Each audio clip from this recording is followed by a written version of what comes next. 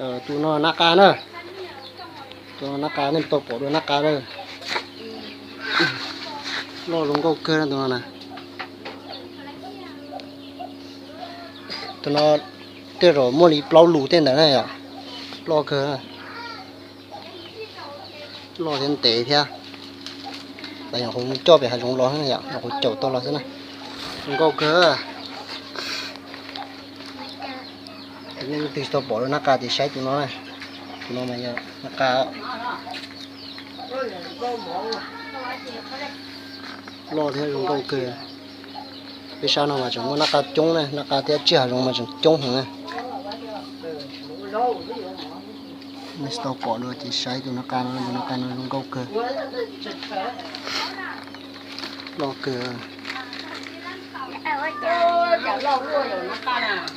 lo chạy. Lo kề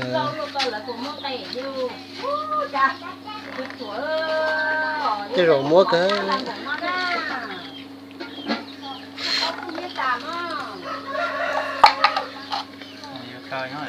lúc nào lại phải in nuôi lấy thu xe à,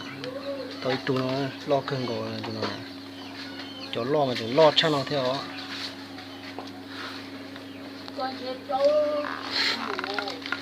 cái rồi bao lúa lo mất thò lên để vừa còn lo cho chúng con mình chẳng sai không chân chẳng được kiểu ông lẩu tương tế hắn là tương nào tụi nó chơi ít mệt tớ rồi ít mệt tớ rồi tụi nó này nhở lo lên tế cơ thôi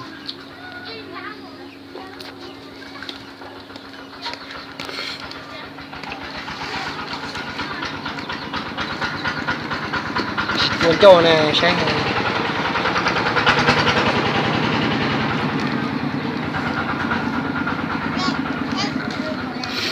nó cũng xuống sân lôi ạ, giờ thì anh lên từ xã bỏ này giờ xuân trời rồi sái chia hạt giống này giờ đi trên đồn thang này ạ, chỉ nên ba mùa subscribe này giờติดตามcủa song YouTube này thế ạ, chỉ của cho nên mùa sái này để chia của nó nếu đâu bé rơi rồi mà chẳng mua chống mua nó đau này, của cho nên mùa cho nên mùa sái này ạ, để nên ba subscribe là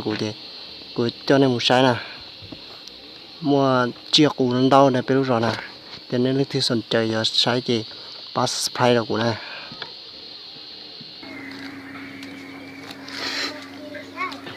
lo những câu cửa,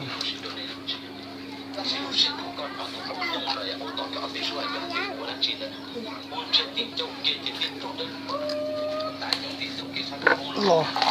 ấp la xây dựng chưa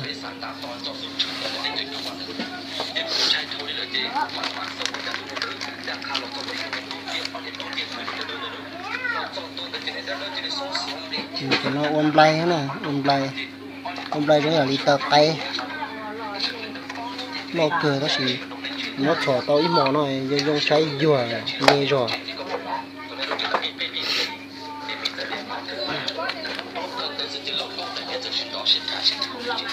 nó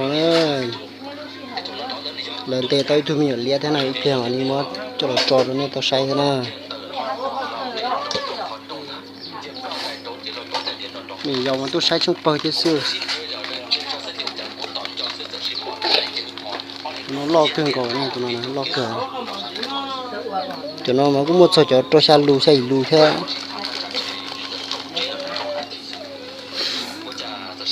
cho một trời bị thế hà rụng thì tỏi ạ thì nó mà cho một chậu thế này lo lên thì cũng có cơ